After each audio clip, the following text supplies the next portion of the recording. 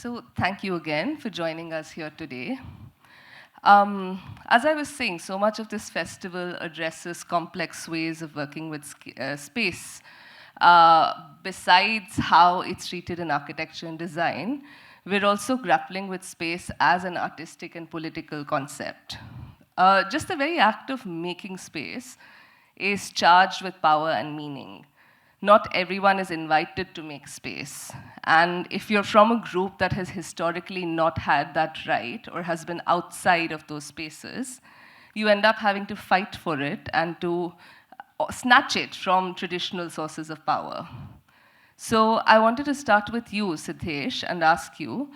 You work as a mixed media artist, and I know that you've been thinking about the connotations of space in digital art. But also at the same time, space is a highly physical concept for you. So what does it mean to be intimidated by space? Thank you, and thank you all of you for coming and hearing what we have to say. And I think about space, I think it comes from where I come from. I come from a place where most of my uncles, aunts were into making craft. The shoe is made by my uncle. And so the first thing that I learned to cut was a leather. And before pattern making, I knew what pattern was. I painted first, on a steel plate rather than, painting on a canvas because a relative of mine used to assemble rickshaws. And so for me, creation was a process that was very organic, very humane in nature. And that was the reason I chose to study design. And then I went to the design institutions. That was the time I was most secluded from design because that was a space which was so intimidating. Even though you can see lathe machine, you have been making your wooden sculptures with a chisel, and you have a lathe machine in front of you, but that is an intimidating space because that space comes with a terminology, it comes with jargons. When I went inside this college, everybody was talking about these names, these jargons, and that made me away from the process of creation, and that intimidated me. And maybe that was the time when I created the least. So in 7 years of my studies, I created least when I was in college because I was intimidated by the space. And because I work a lot on the Ambedkarite aesthetics, on the anti-caste aesthetics, I was recommended or suggested in my college that I should not do this because this is not a commercially viable thing to do. And so that is the intimidation that happens. And when you go out of the space, when you are not intimidated by the space that is created by the governments or whatever ideologies, you find much more freedom. So I think that was also the reason for me to to make spaces less intimidating. Like NCPA, my graduation happened here, and it was intimidating to me then. It was intimidating to me now. And it is not that people who come from the marginalized communities do not create or do not know how to create or produce. It is just the jargons that they don't have. And yeah, that is if we are able to make these spaces less intimidate. Like this room is very cold, that's why I'm wearing a blazer, because most of the times when we speak in this language to these people about jargons, those rooms are cold. When you go to a room which is full of people who might not know these jargons and are here to listen to you because you do something which revives history or which gives them the dignity of history, there is much more warmth, and you do not need to wear these blazers. So I think that sort of intimidation of space, that space does a lot of things, and space can bring the best qualities of a human being if they are accepted. So I think, yeah. On that note, if we can increase the temperature in this room, that might help all our panelists. Yes. Sudheer, your work at Chamar Studio comes out of the end of another kind of space, the closure of Tholwadi, so the areas that had tanneries, after the 2015 beef ban in Maharashtra. And suddenly thousands of Dalit leather workers were out of work, and you have made an attempt to turn that around with Chamar Studio, which uses their skills to create these beautiful craft products. So what has that journey been like, and how has the world of fashion and design received your work? Thank you for everyone for here and entire team. And see, I can explain you like I am coming from the small background, and my school was like really small school, was a art school. And in 2010, I passed out from the art school. Then when I went to the galleries and everywhere, and then I see the discrimination, and you cannot speak good English and like all of that. And then I started, then the question is there, what to do now? And then I started assisting to established designers, established artists, and there is I found the error in the system because there is no recognition, there is no credits, nothing. So what I did, I just curate my first show. It's called We Are Here Because You're There. And I bring all the artists, established artist assistants there in the art space. And people don't want to talk about it. And then I raise the question, what is the authenticity and who are the maker?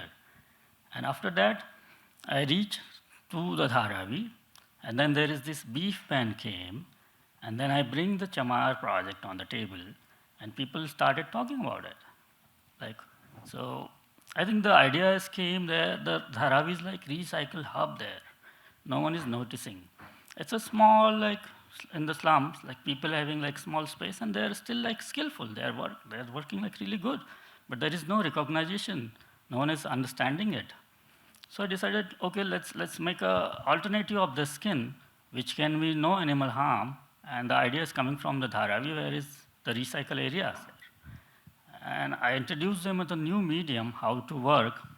And this is how the birth of the Chamar Studio. It came as an art project, and now it's become a brand. This is how I started this Chamar Studio. Thank you.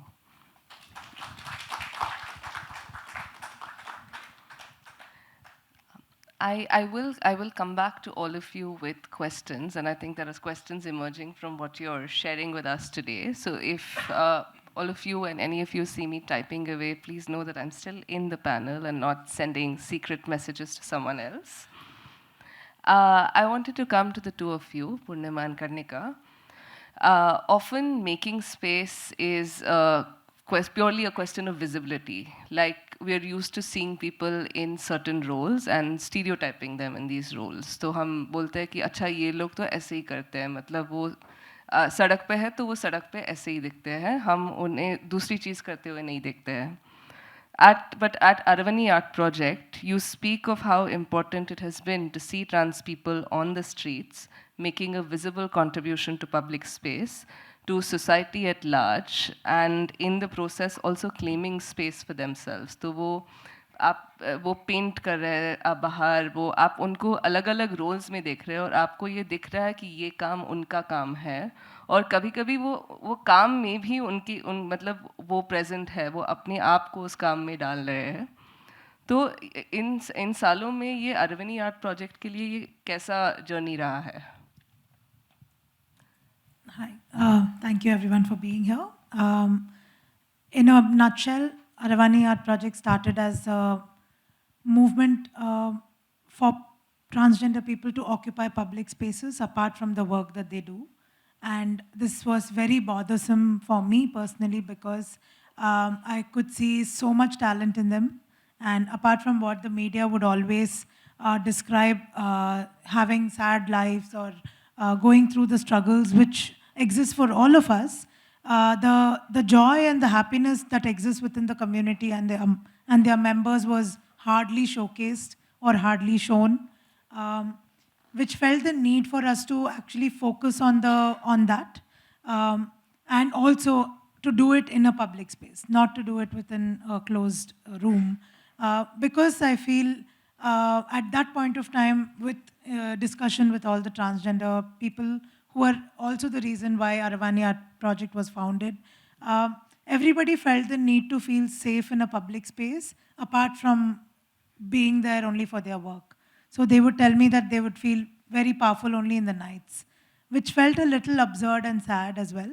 And after spending several years with friends from the community, I realized how much of it we don't know, especially their celebrations, their relationships, the intersectionality that already existed before the word ever came to India. So these are all words that we are also learning slowly as a team, but it always existed. It's just that we didn't pay attention to it. And visually, as a visual artist, the contribution I could make was only to bring them out and give them the color.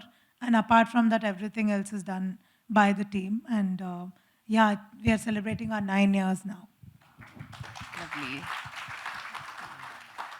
Karnika, do you want to add to that?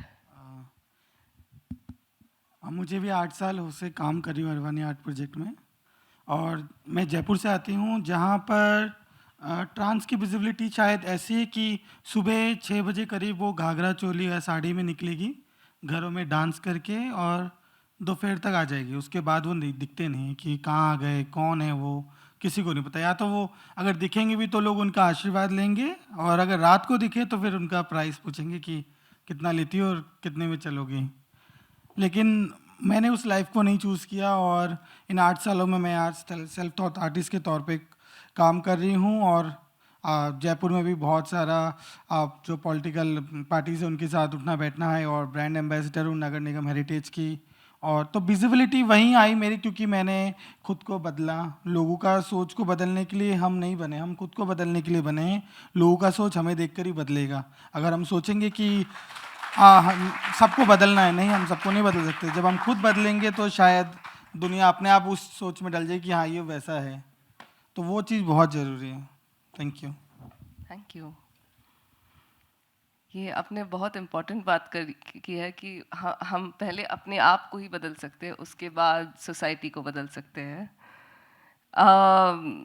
Priya, I turning to you.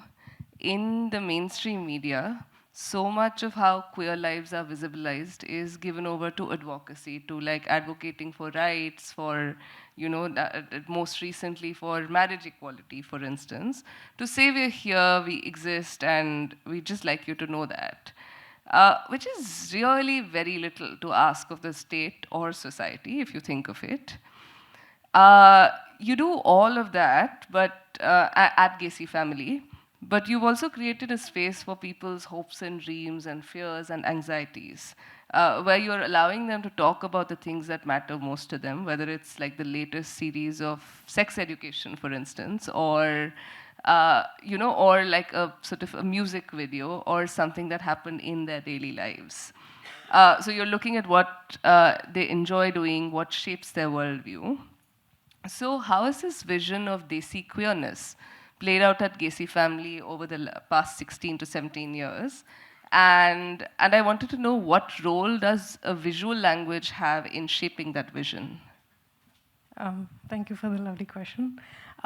So Gaysi started out as a personal need to want to meet more people from the community and just share little bits of everyday life, like you said, you know, hopes and dreams, anxieties, and 16 years ago when Sakshi Juneja, who started Gaysi, there was very little of it. You know, you would find it in physical, small, very remote pockets here and there, and even lesser online. So I think for us, as Gaysi, the concept of space also began in a very digital manner. And it was because it existed in the form of a blog and not as a one-person thing. I think what that invited for is multiple narratives, multiple niche experiences of queerness. And I think that is how our understanding of Desi queerness has also evolved over the years. It is the last 16 years, I would say, has been a whole process of learning and unlearning. It is with holding many different narratives. Sometimes they're at conflict with each other. Sometimes they are quite aligned to each other. But for those to kind of coexist, and I think the digital space more than the physical space has kind of allowed for that. And I think over time we've grown organically. It is through the online space that we had created that we found out, okay, this is what different folks are seeking from different identities and intersections. So a lot of the offline spaces also that we curate, or any initiatives that we kind of put out, are through listening to what is the expectation of the community. And it, like you said, you know, is beyond the, like, we are here, we are queer, because we want to see or experience things in a very like day-to-day manner with like our other queer folks and other allies as well. So when we like right now, like there is an art exhibit of Aravani happening, which is their solo exhibit, like, and like queer people want to go there with like their allies and their queer friends. We want to go to any other art-related events and just experience that, and while feeling safe in that space. So I think that, and one of the things that has been very central to our journey has been the comment section on Gaysi. So anything that we put out, so if it is anybody's personal opinion piece or a review of any article, there's always a whole lot of conversation that goes on over there, and that is often where you'll find what Desi queerness is all these different opinions and views that kind of coexist in this space. And to add to the last part of the question about the visual art, I think that has been really central in our journey, because at a time where it was anonymity was really important from a safety lens, right? So at that point, I think visual art was the one way we were able to express ourselves. Also, it's very accessible. It is very easy to produce as well. It doesn't cost as much as, say, putting out a performative piece of art, which is, of course, equally important and effective. So I think visual art allowed us to represent people the way they wanted to be seen, their experiences as they were going about different aspects of their life. And that, of course, creates resonance as it goes out into the world. So I think that is how visual art has kind of aided our journey in bringing more queer conversations out there. Thank you. You just said something that I'd actually like to extend to all of you as a question. She said that visual art allows people to be seen the way they want themselves to be seen. And all three of you, is it okay if I just say the question in Hindi? Does that work for everyone? Everyone's okay? Okay so आप तीनों का practice बहुत ही public है. आप मतलब आप design करते हैं या आप पब्लिक साइट्स में म्यूरल्स बनाते हैं. तो आप इसको कैसे समझते हैं कि आप अपना विजुअल लैंग्वेज कैसे बनाते हैं जिससे आप वैसे दिखे जैसे आप दिखना चाहे. सॉरी मेरी हिंदी थोड़ी ख़राब है, but I am sure the panel will has understood. या So I think this panel is basically not what is happening in parallel. This panel is the movement that is happening in India. This panel is a representation of where the Indian aesthetics are going. There were Indian aesthetics during the colonial period, which was pushed by the colonials. There were Indian aesthetics that came post-independence, which I call Brahminical aesthetics, which were pushed by the class and caste which were ruling India. And now the world is bored of 75 years of the same Brahminical, narrations and aesthetics. They want new things. And the world is looking towards Global South. The world is looking towards the oppressed communities of the world. The world is working towards that. And that is naturally coming because we have become so global that it is naturally coming to India. And in India, there are these communities who have amazing, way of practices, rituals, and, way of making things, practices, design processes, which they are exploring now. And now after 75 years of independence, which I believe our true independence was on 26th of January, because that day untouchables ceased to become untouchables. It was not on 15th of August. On 15th of August, the rulers of India who were already ruling India became free. We became free when a book came which said that we all are equal people. And that gave us the power to enter universities which we were not allowed to. And when we started to enter these universities, we started to think, we started to question, and we started to create and produce. Like I said before, NID was established in 1960s, but who went to these first batches of NID? They were all upper caste, upper class people. And the contribution of design, India's contribution of design in the modern world is almost zero. We have not made a single product, which is a global product, which is in every house. Our motifs are still surviving because of the tribal motifs that our tribes had created. So, I think it is organically we are, going towards a time, where the stories from these marginalized communities will come out. And I think human beings are very visual people. That's why, we see, lights, most of the things. We are very visual people. We remember streets with our visual dictionary that we make and everything. And, and we have been drawing since the time we were in caves. We were drawing looking at the fire. We were drawing, thousands of years we did not know that wheel can be used to transport things, but we were still drawing that time. We were drawing when we were inside caves. We were drawing when we settled and did our architecture. So we have been drawing historically, and that is why the first expression that comes is visually. The architects, designers, they first make sketches, and sketches, become something else. So that I think drawing is the basic idea of human beings. Languages, it's drawing, it is an abstraction of drawing which we have learned. When we create a good essay, we compose a good essay. So it's all drawing. So I think it is the first intuition that comes, and and it is also easy to draw at this point of time. It is more democratic to draw at this point of time. It is much more easier to show your work at this point of time, and it is cheaper to draw at this point of time. Because I can buy an iPad, 35,000 rupees. I can get a Procreate subscription, 899 or 1,000 rupees for lifetime, and I can produce thousands of work with that.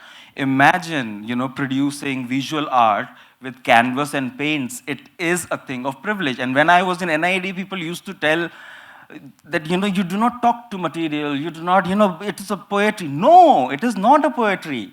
It is not a romanticized thing. You have to learn from material.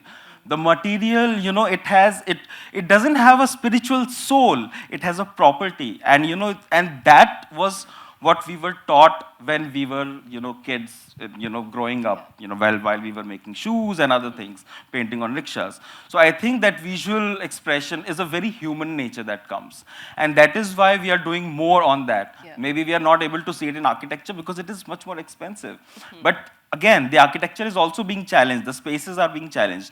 Now there are guerrilla, exhibitions that are happening that most of the people might not know about. But the footfall there is much more than these institutions or these places, because these guerrilla artworks are being displayed in a Machi Bazaar, where the footfall is much, much, much more bigger than the footfall here.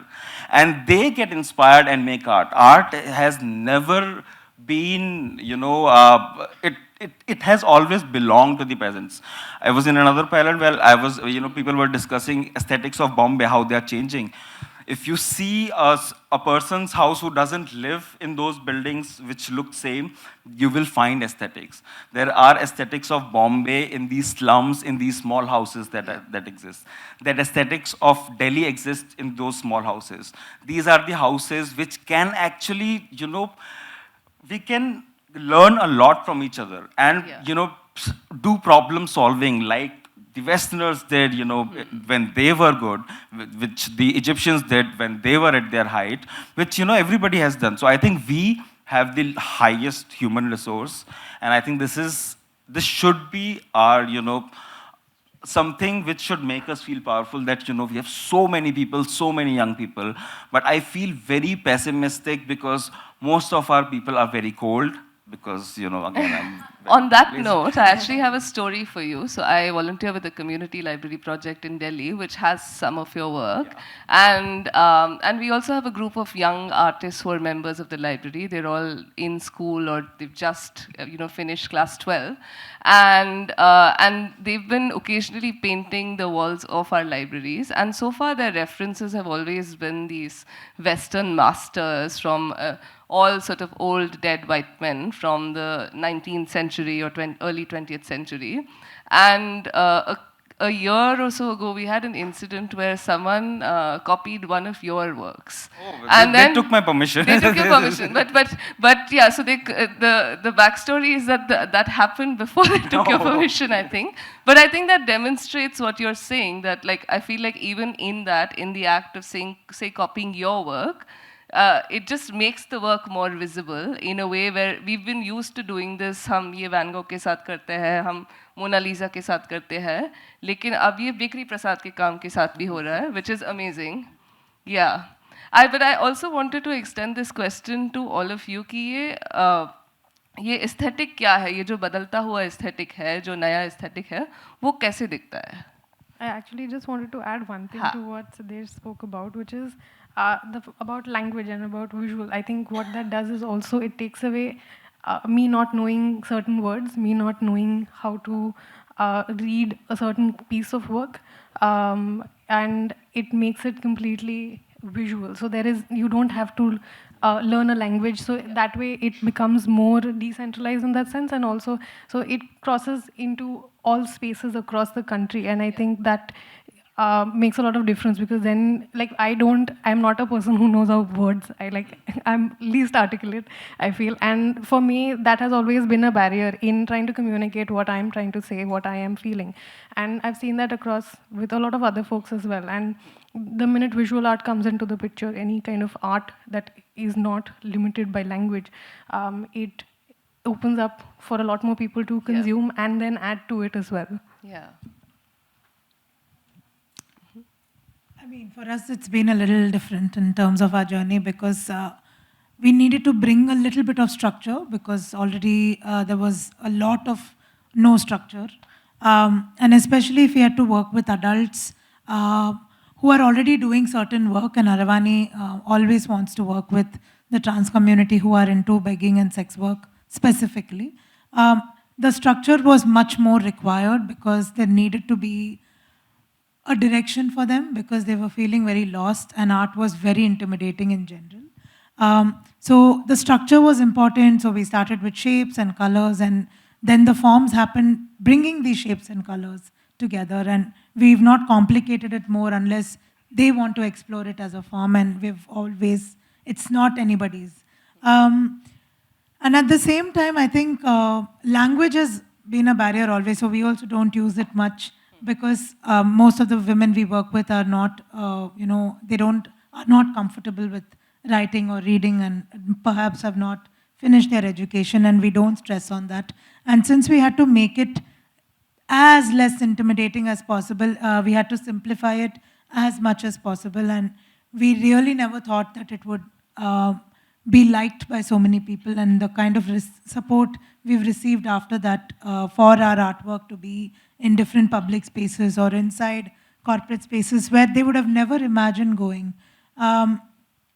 Those were the kind of moments where we felt more good than the painting itself, where we were invited and respected for our work, and not because of their gender. And that was more of a, I don't know what to say.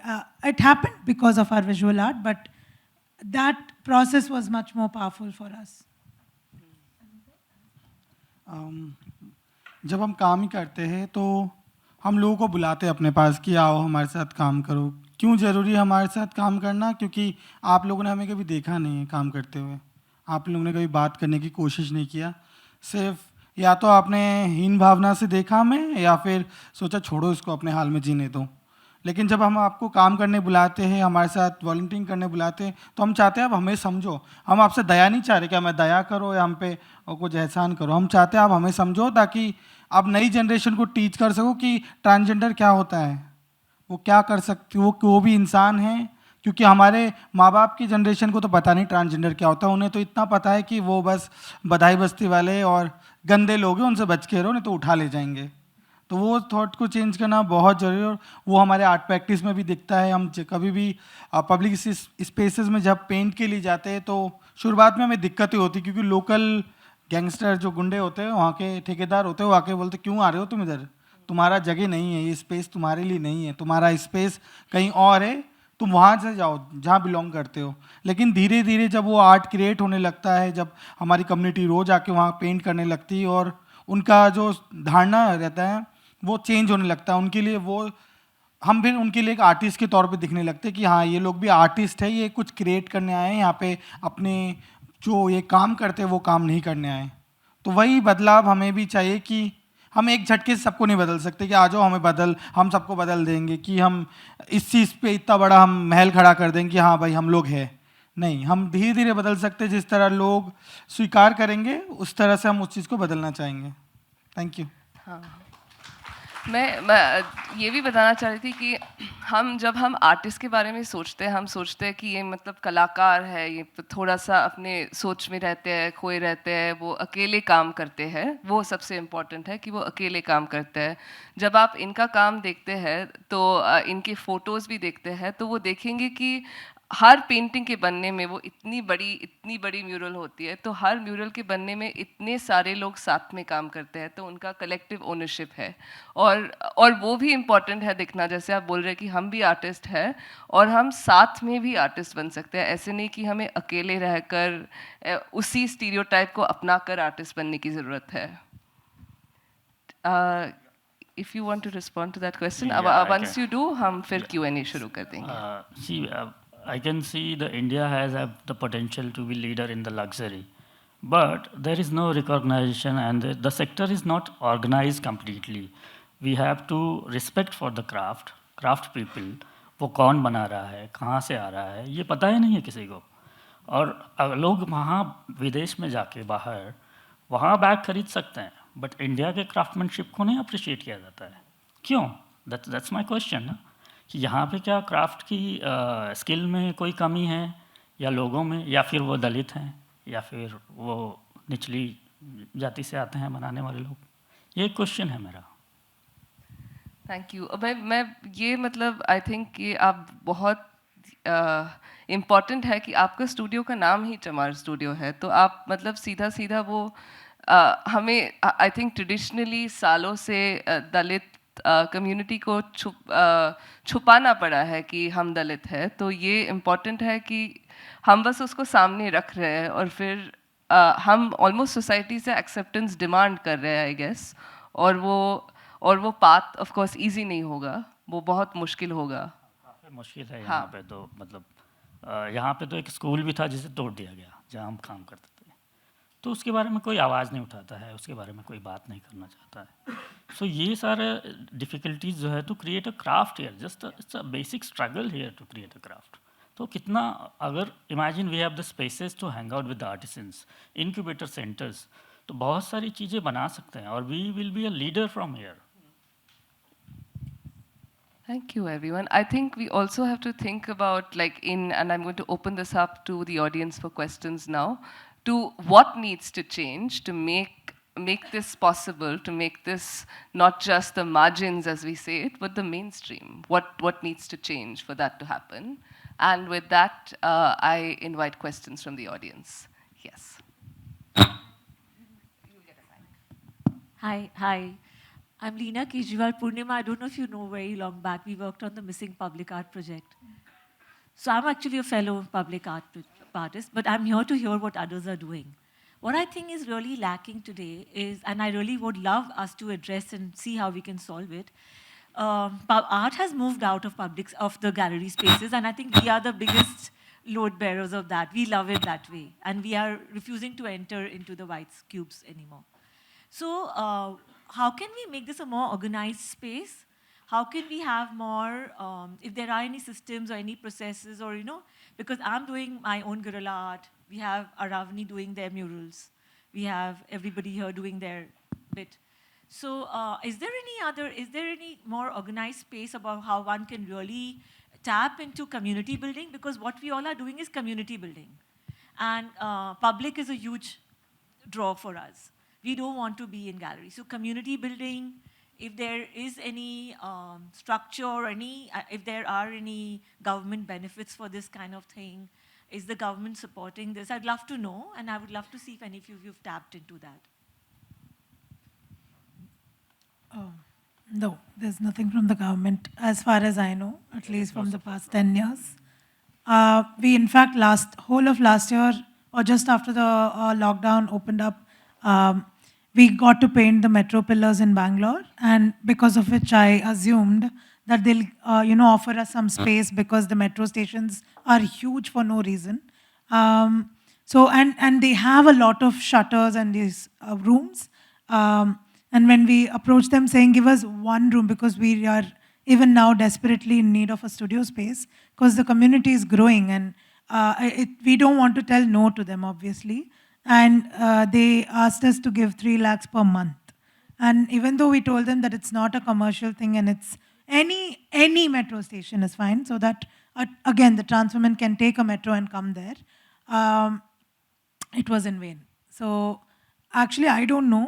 I would love to know if anybody else knows these plans and where we can apply for it. Yes, go ahead. This question, yeah. Thank you for a lovely, very, very insightful discussion this morning. कर्णिका भाई, मैं आपसे पूछना चाह रही हूँ, क्योंकि मैं एक समाजशास्त्रज्ञ हूँ. आपने कहा कि हम खुद बदलें तभी हम दूसरों को, और यहाँ पर हर एक ऑडियंस को यही सोचना चाहिए कि हम भी बदलें तो हम बदलाव ला सकें.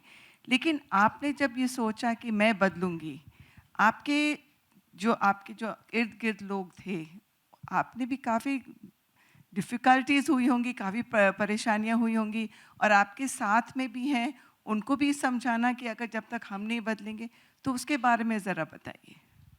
मैम, मुझे लगता है हमारी अगर किसी LGBTQI+ कम्युनिटी की बात करें तो हमारी पहली लड़ाई घर वालों से ही होती है. उनको स्वीकार करवाना होता है कि हम जो है हम खुद से किसी और से नहीं और आपके ही संतान हैं. वो लड़ाई मेरी लड़ाई बहुत छोटी थी क्योंकि मेरी माँ सिंगल पेरेंट थी, तो उनसे मैंने बहुत जल्दी, मतलब मुझे लड़ने की ज़रूरत नहीं पड़ी, उन्होंने मुझे स्वीकार कर लिया जो मैं हूँ. उसके बाद जब मेरे आसपास के लोगों की बात आई तो मुझे पता लगने लगा मेरे साथ कौन लंबा साथ चल सकता है, किसको छोड़ना चाहिए.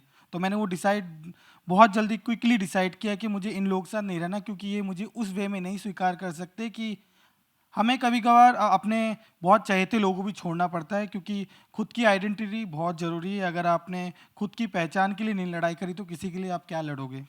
तो मैं खुद की लड़ाई के लिए उन लोग को भी छोड़ी जिनसे मैं बहुत प्यार करती थी. लेकिन हाँ, मुझे जब आगे बढ़ती गई, वैसे अरवानी आर्ट प्रोजेक्ट पूर्णिमा दी मिली मुझे. इसके साथ ही बहुत सारे आज मेरे पूरे ऑल ओवर इंडिया में इतने फ्रेंड्स हैं, इतने अच्छे लोग हैं, मेरे जानकार हैं जो मुझे सपोर्ट करते हैं. वो मुझे चाहते हैं, वो मेरे काम को सराहना देते हैं कि आप अच्छा काम कर रहे हो, आप रुको मत. या मैं पीछे मुड़ के उस हिजड़ा कल्चर में वापस नहीं जाना चाहती जहाँ मैं रोज़ सुबह उठ के 6 बजे उठ के पाँव में घुंघरू बांध के किसी के घर में जाके ढोलक पे नाचूं. वो ज़िंदगी पे मैं वापस नहीं जाना चाहती. मैं उल्टा उन जो नई जनरेशन है, क्योंकि मैं पुराने जनरेशन को सुधारने के लिए नहीं आई हूँ या उनको बताने के लिए नहीं आई हूँ, मैं नई जनरेशन को बताने के लिए आई हूँ कि आप मत घुसो उसमें. पैसा होगा लेकिन आप कब तक उस पैसे तक जिएंगे, उस ज़िंदगी से जिएंगे, क्योंकि ये कल्चर भी बहुत बुरा है. आप उस कल्चर में नहीं रह पाओगे, क्योंकि उनके भी बहुत सारे रिस्ट्रिक्शंस है कि आप यहाँ नहीं जा सकते, वहाँ नहीं, ये नहीं कर सकते. लेकिन आप अपनी पहचान नहीं बना सकते उस जगह. आप बस एक हिजड़ा कहला के या आप किसी का चेला कहला के ही रुक जाएंगे. लेकिन जब आप अपनी कला को पहचानोगे, जैसे मैं खुद को आर्ट के जरिए खुद को पहचानी, और भी बहुत हमारी बहनें होंगी जिनको और बहुत चीज़ें आती होंगी, क्योंकि कला की कोई सीमा नहीं है कि वो एक ही चीज़ पर रहे. कोई फैशन डिज़ाइनर भी हो सकता है, मेकअप आर्टिस्ट भी हो सकता है. तो मुझे इसी चीज़ पे काम करने में खुशी होती है. Thank you ma'am.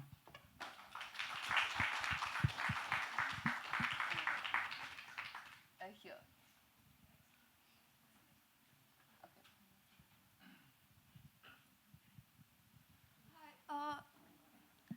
एक्चुअली एक जनरल क्वेश्चन था. आप सब अलग अलग कम्युनिटी के साथ काम कर रहे हैं, तो आप ट्रस्ट कैसे बिल्ड करते हैं जब आप when you are working with a community जो इतने सालों से इतना डिस्क्रिमिनेशन, इतना मतलब मासेस से प्रॉब्लम्स फेस करते जा रहे हैं अलग अलग कम्युनिटी में. How do you say that आप ये रिस्क लेके हमें ट्रस्ट करो? जैसे फॉर एग्जांपल एक्चुअली कॉलेज के थ्रू हमें एक अपॉर्चुनिटी मिला था जब हम येओला गए थे और वहाँ पे आर्टिसन से बात की थी. तो वहाँ पे ज़िंदगी तो चल रही है, मतलब प्रॉब्लम्स है, बहुत प्रॉब्लम्स है, लेकिन डे टू डे चल रहा है. तो how do you say that actually एक और ऑप्शन है और हम इस बेटर कर सकते हैं और आप हमारे साथ काम कीजिए? Because I feel like that is a problem that her new project में हर बार फेस होता है. Can I answer this? Yes, sir. Song and dance. That is the way we build the trust. We dance, we sing for each other, and that brings that solidarity. And that happens across the culture. That can happen between me and, somebody 10,000 kilometers away who is a Black American, that can happen between me, the Palestinian people, with Romani people. And that's how it happens between, I coming from a Dalit community. The first time I actually built or felt solidarity for the tribal community was when we were in a conference, we were talking about these, gunshots that they have gone through, the ugliest of the stories, the most horrifying stories that you can, ever imagine to listen. And then they started, singing their songs and started to dance. And I really don't dance, but that day I danced. And I think that built that solidarity, that freedom to be yourself. And I think we see that intersectionality when we see another oppressed community doing that. So, we feel more free, and that is why we do not have to sign a contract with each other.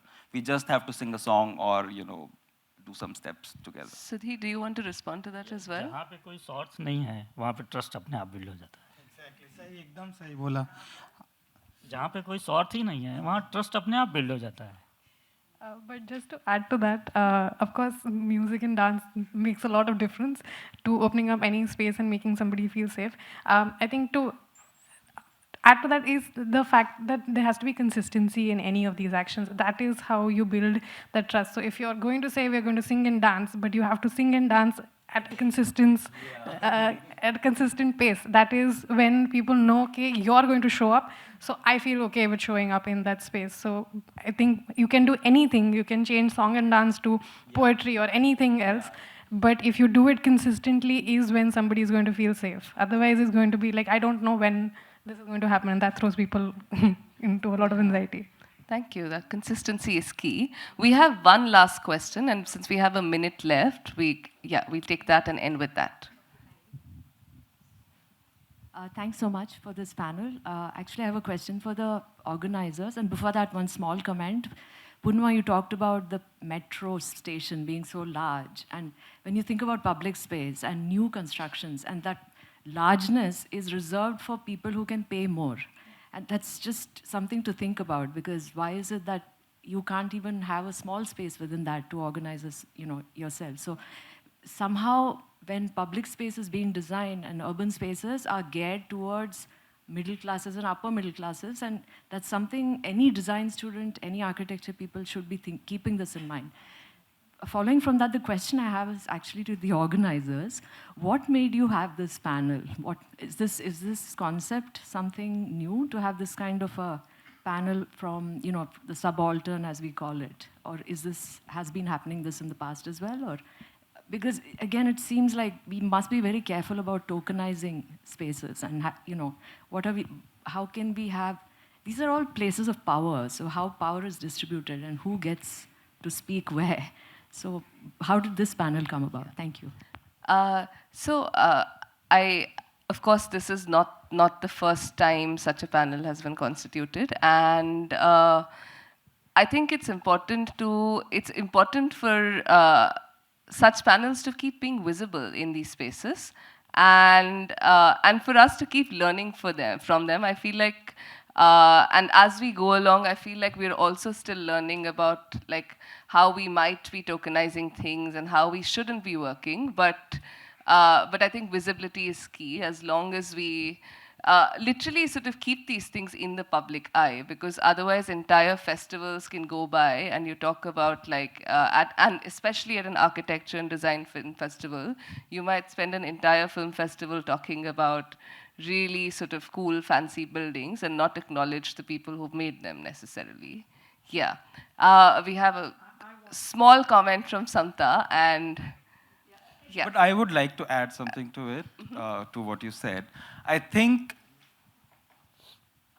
for past some time, it has, a lot of people from oppressed communities have started to create work. And now it is impossible for people to not have a panel like that. Yeah. So it is actually that, maybe for tokenism or whatever, and maybe, we will call in our panel discussion to you, but we would not do that for tokenism though. But I think, it is because that, we have made ourselves, not invisible anymore. If you see in the newspapers, how we are represented now in these 10 years is very different. Earlier, a photographer, from the upper class, will take a photograph or make the illustration like a vulture with a gaze.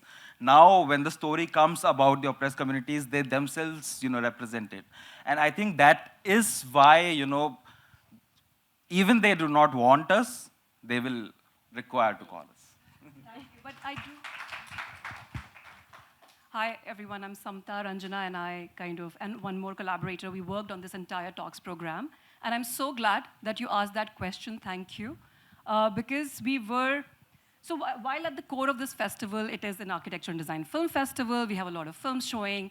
The whole idea of the public program, which is called LOG, is to expand on the narratives and the thematics that are central to the festival.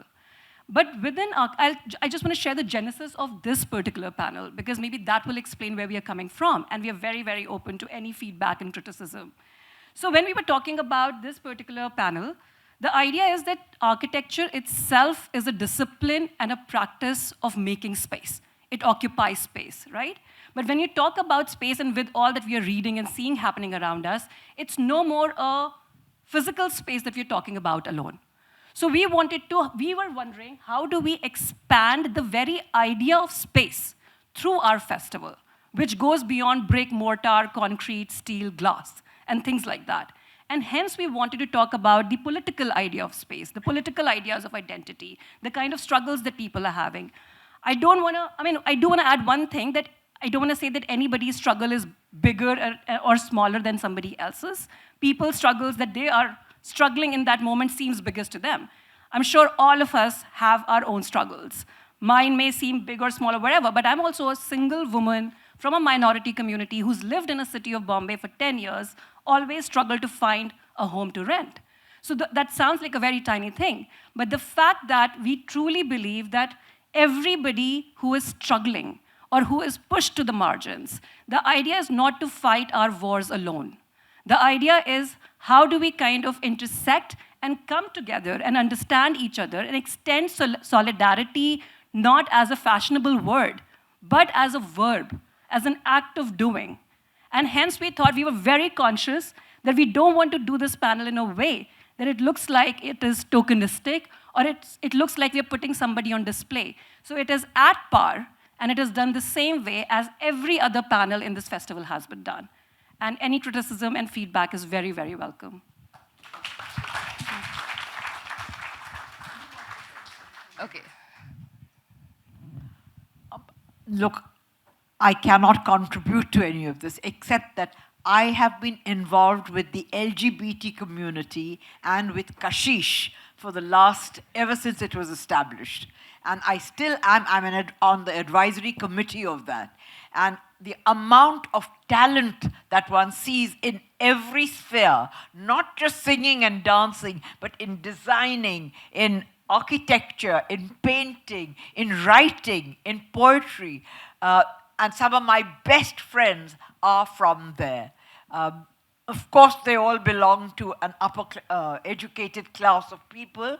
I haven't been into the communities where they live to see how they operate from there. But there is a growing awareness of this, and this festival that we have, which is Kashish Festival and the Pride India Parade, is very, very powerful and is growing. And that gives one so much hope. And certainly I'm very proud to be a part of that. Thank you. With that, I'm seeing please wrap up flashing at me. So I'm going to end by saying that maybe the message here is that we also need to think of like where we get our learning from, and that the sites of learning that we're used to thinking of some places as schools or universities or sites of learning, but maybe there is learning to be had everywhere, and there's learning to be had in everything that all of you do and the people you work with, and that is something important to remember and keep taking with us once we exit this room. So with that, thank you Sudheer, Priya, Karnika, Poornima and Siddhesh. Thank you. Thank you, Ranjana.